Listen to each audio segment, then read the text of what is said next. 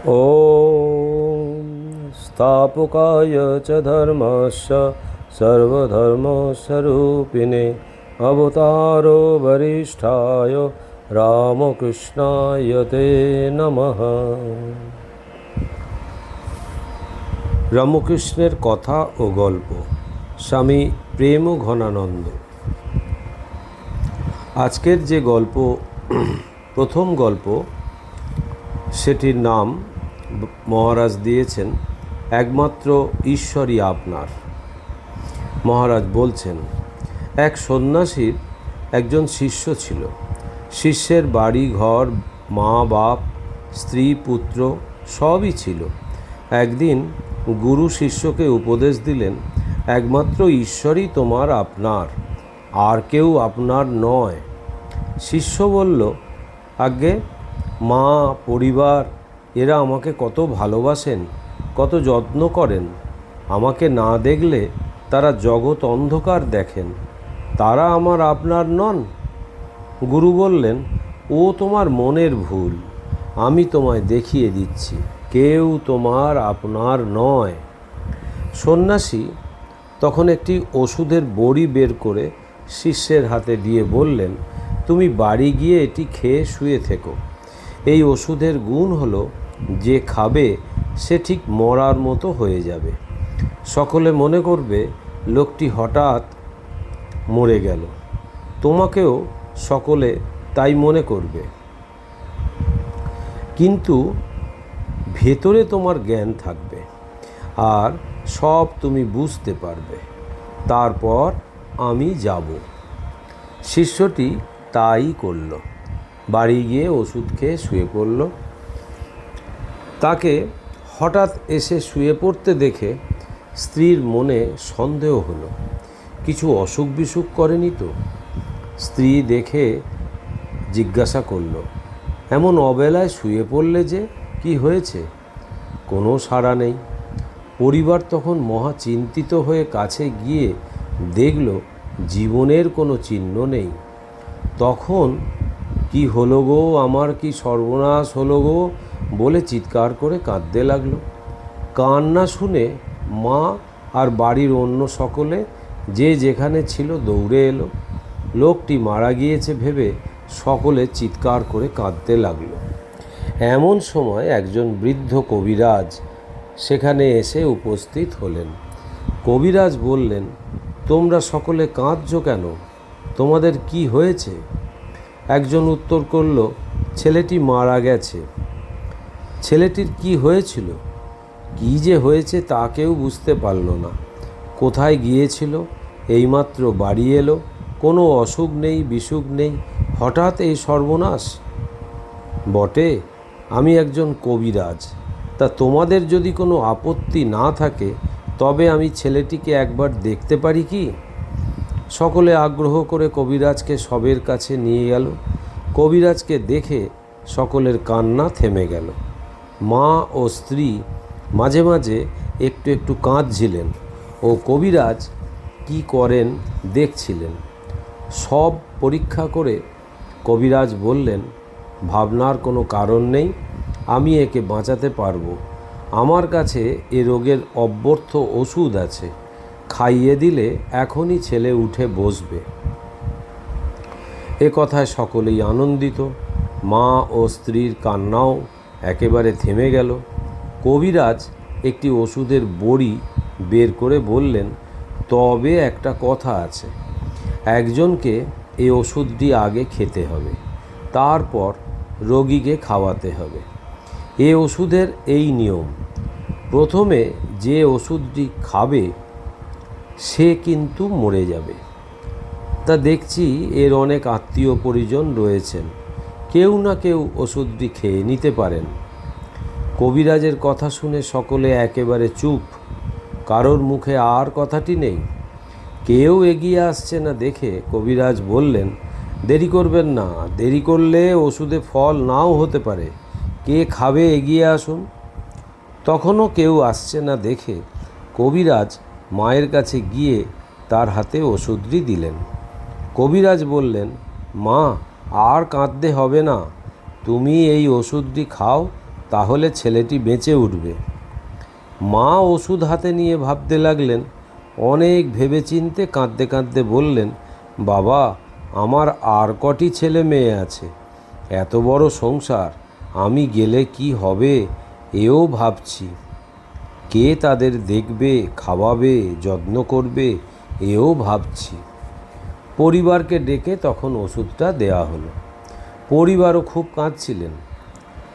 তিনিও ওষুধ হাতে করে ভাবতে লাগলেন। কবিরাজ বললেন, এ ওষুধটি খাও মা লক্ষ্মী, একজনের প্রাণ না দিলে ছেলেটিকে বাঁচাতে পারবো না। পরিবার তখন কেঁদে বলতে লাগলেন, ওগো, ওর যা হওয়ার তা তো হয়েছে গো, আমার অপগণ্ডগুলোর এখন কি হবে বলো? কে ওদের বাঁচাবে? আমি কেমন করে এ ওষুধ খাই? আমার কপালে যা লেখা আছে তা কে খণ্ডাবে গো? ও দিদি গো! কবিরাজ আর কেউ নন, গুরু। শিষ্য শুয়ে শুয়ে সবই শুনছিল। সংসারের অবস্থা দেখে শিষ্য তখনই গুরুর সঙ্গে চলে গেল। গুরু বললেন, তোমার আপনার কেবল একজন, ঈশ্বর। এরপরে দ্বিতীয় গল্প। এই গল্পটির নাম দেওয়া হয়েছে এরকম, চাষার পণ। একবার ভয়ানক অনাবৃষ্টি হয়েছিল। মাসের পর মাস যায়, জল তো দূরের কথা, আকাশে এক টুকরো কালো মেঘও দেখা যায় না। দেশে হাহাকার পড়ে গিয়েছে। বৃষ্টির অভাবে মাঠ শুকিয়ে একেবারে খাঁ খাঁ করছে। মাঠের মাঝখানে ছিল একটা মস্ত পুকুর। যাদের জমি পুকুরের কাছে, তারা পুকুর থেকে নালা কেটে জমিতে জল নিচ্ছে আর চাষের চেষ্টা করছে। যাদের জমি পুকুর থেকে অনেকখানি দূরে, তাদেরও দু একজন জমিতে জল দেওয়ার জন্য চেষ্টা করছে। তারা আজ একটু কাল একটু করে নালা কাটছে। আবার কেউ কেউ আজ এপাশে কাল ওপাশে নালা কাটছে। জমিতে জল নেওয়া আর তাদের হয়ে উঠছে না। তাদের একজন একদিন অনেক বেলা পর্যন্ত নালা কাটছিল। জল নেওয়ার জন্য তার মনে একটু জেদ হয়েছে। এদিকে আসতে দেরি দেখে বাড়িতে তার পরিবার ভারী চিন্তিত হলো। কিছু সময় অপেক্ষা করে সে মাঠে এসে হাজির হলো। পরিবার দেখল চাষা এক মনে নালা কাটছে। সে কাছে এসে বলল, এতখানি বেলা হলো, নাইবার খাওয়ার নাম নেই, এই রোদে কোদাল মারছ? নাও, আজ ঘরে চলো, কাল হবে ক্ষণ। চাষা তার পরিবারের দিকে ফিরে চাইল, তারপর বলল, আরে তুই এসেছিস, তা তুই যখন বলছিস চল ঘরে যাই, কাল হবে ক্ষণ। কিন্তু কাল কাল করে চাষাটির আর জল নেওয়া হলো না। রামু রোজ সকালে কোদালখানা কাঁধে করে মাঠে যায়। তার জমি পুকুর থেকে অনেকখানি দূরে। পুকুর থেকে জল নিয়ে চাষ করা তাও নেহাত সোজা ব্যাপার নয়। পুকুরের পাড়ে বসে বসে সে ভাবে আর আকাশের দিকে চায়। তার দুটি চোখ ছলছল করে, ভেবে কিছু কুল কিনারা সে পায় না। ছেলে মেয়েগুলো শেষকালে কি না খেয়ে মরবে? একদিন রামু সারা রাত ভাবল।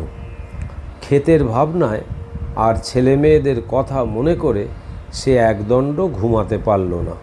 শেষকালে তার মনে ভয়ানক জেদ হলো, যেমন করে পারি কাল খেতে জল আনবই।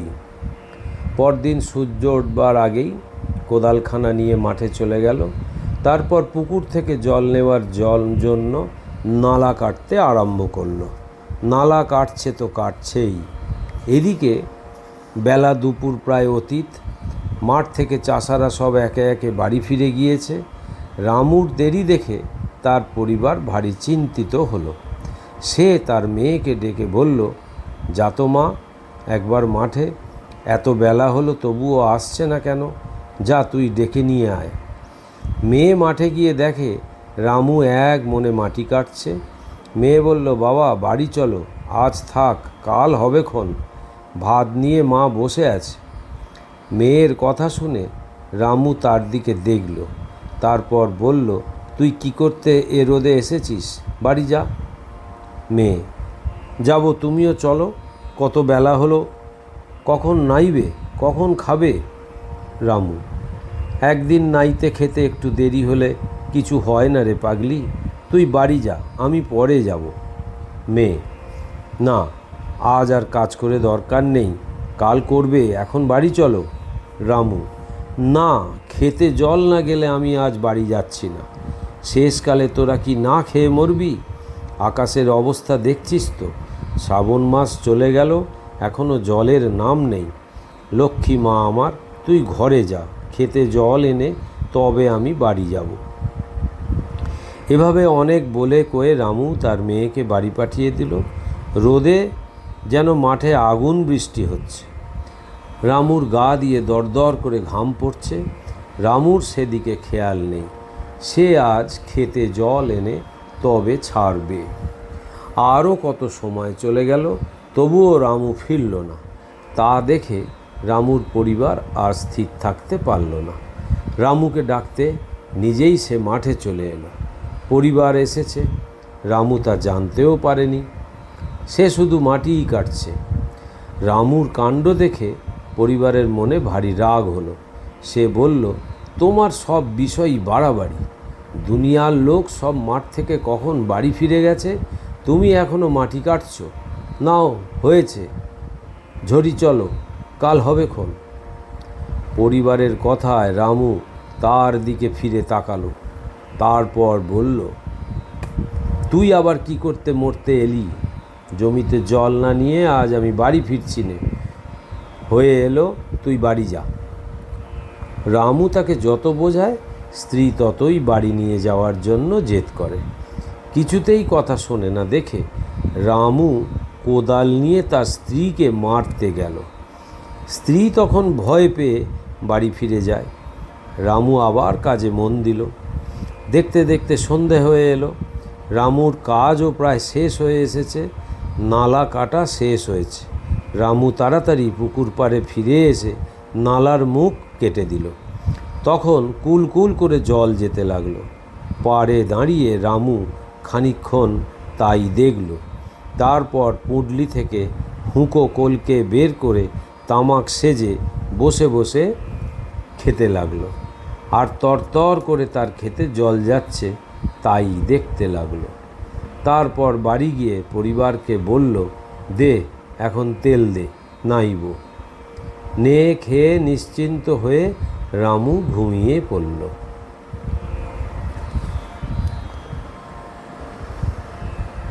এর পরের গল্প ধর্মব্যাধ। এক ব্রাহ্মণ সন্তান সংসার ছেড়ে বনে গিয়ে তপস্যা করছিলেন। একদিন একটি গাছের ছায়ায় বসে তিনি বেদ পাঠ করছেন। এমন সময় গাছের ওপর থেকে এক বক তার মাথায় মল ত্যাগ করল। ব্রাহ্মণ রেগে আগুন, কি আমার সঙ্গে চালাকি! রেগে তিনি বকের দিকে যেই চেয়েছেন, ব্রাহ্মণের তপস্যার শক্তিতে বকটি একেবারে ভস্ম হয়ে গেল। বকের অবস্থা দেখে ব্রাহ্মণের মনে আনন্দ আর ধরে না। তারপর ভিক্ষার সময় হয়েছে দেখে তিনি গ্রামে এক গৃহস্থের দ্বারে এসে দাঁড়ালেন। গৃহস্থের পরিবার ভিক্ষা দিতে যাবে, অমনি তার স্বামী বাড়ি ফিরে এলো। স্বামীকে আসতে দেখে মেয়েটি ব্রাহ্মণকে ভিক্ষা না দিয়েই তার সেবা করতে লেগে গেল। ব্রাহ্মণ মেয়ের কাণ্ড দেখে মনে মনে রেগে উঠলেন। তিনি বললেন, আমায় ভিক্ষা দাও। মেয়েটি তখন ভিতর থেকে কাতর কণ্ঠে বলল, ঠাকুর, আমার স্বামী অত্যন্ত ক্লান্ত হয়ে এসেছে, আমি তার সেবা করছি, একটু অপেক্ষা করুন, আপনাকে ভিক্ষা দেব। রেগে আগুন হয়ে ব্রাহ্মণ বললেন, তোমার আস্পর্ধা তো কম নয়, অতিথি ব্রাহ্মণের দিকে না চেয়ে তুমি করছো স্বামীর সেবা, জানো আমি কি করতে পারি? মেয়েটি বলল, জানি ঠাকুর, আপনি কাক বক ভস্ম করতে পারেন, কিন্তু স্বামীর সেবায় রতা সতীর কোনো অনিষ্ট আপনি করতে পারবেন না। আপনি বিরক্ত না হয়ে একটু অপেক্ষা করুন, আমি এই এলুম বলে। মেয়েটির কথায় ব্রাহ্মণ একেবারে অবাক। কিছুক্ষণ পরে মেয়েটি যখন ভিক্ষা নিয়ে এলো, ব্রাহ্মণ তাকে জিজ্ঞেস করলেন, মা, তুমি কি করে জানলে আমি বক ভস্ম করেছি? মেয়েটি উত্তর করল, বাবা, স্বামী মেয়েদের পরম দেবতা। একান্ত মনে স্বামী সেবার দ্বারাই আমার যা কিছু সব হয়েছে। প্রকৃত ধর্ম কি আপনার যদি জানতে ইচ্ছা হয় তবে মিথিলার ধর্মব্যাধের কাছে গিয়ে উপদেশ নিন। মেয়েটির কথায় ব্রাহ্মণ মিথিলায় ধর্মব্যাধের কাছে গিয়ে উপস্থিত হলেন। ধর্মব্যাধ তখন মাংসের দোকানে বসে মাংস বিক্রি করছিল। দোকানের মধ্যে চারিদিকে পশুর মাংস, হাড়, চামড়া এসব রয়েছে। ধর্মব্যাধের গায়ে, হাতে, পায়ে রক্ত লেগে আছে। ধর্মবাদ ব্যস্ত হয়ে খদ্দেরকে মাংস ওজন করে দিচ্ছে, কারো সঙ্গে দরদস্তুর করছে। ধর্মব্যাধের এই অবস্থা দেখে ব্রাহ্মণের মন ঘৃণায় ভরে উঠল। মাগো, এই লোকটার কাছ থেকে আবার ধর্মের উপদেশ নিতে হবে।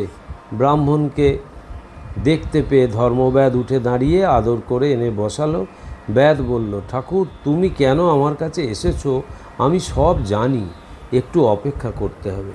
দোকানের কাজ শেষ করে বাড়ি গিয়ে আমি তোমাকে সব বলবো। বাজারের শেষে ব্যাধ ব্রাহ্মণকে নিয়ে বাড়ি গেল। বাড়ি গিয়ে স্নান করে আগে তার পিতামাতার সেবা করল, তারপর এসে ব্রাহ্মণকে উপদেশ দিতে বসল। ধর্মব্যাধ অতি সুন্দর সুন্দর ধর্মকথা বলতে লাগলো। ব্রাহ্মণ শুনে অবাক। তিনি ভেবেই পাচ্ছিলেন না, একজন ব্যাধ যে পশু মাংস বিক্রি করে জীবিকা চালায়, সে কি করে এত ধর্মতত্ত্ব জানতে পারে। ব্রাহ্মণের মনের কথা বুঝতে পেরে ব্যাধ বলল, দেখো ঠাকুর, ধর্ম কিছু জন্মের ওপর নির্ভর করে না।